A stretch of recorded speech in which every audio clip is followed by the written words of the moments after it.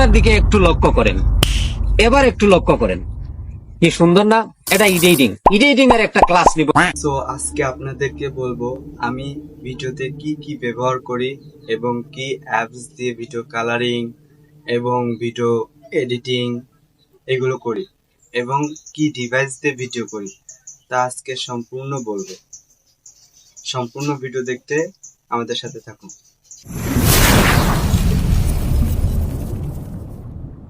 আসসালামু আলাইকুম।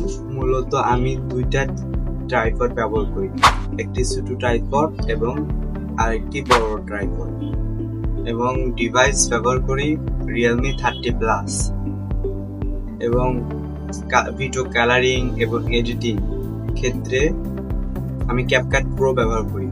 আপনাদের যদি ক্যাপকাট প্রো লাগে তাহলে আমার ডিসক্রিপশনে দেওয়া আছে, ওইখান থেকে নিতে পারেন।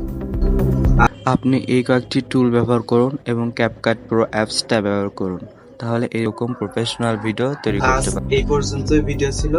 ভিডিওটি ভালো লাগলে একটি লাইক করে চ্যানেলটি সাবস্ক্রাইব করে বেল আইকনটি অন করে দিবেন। ধন্যবাদ।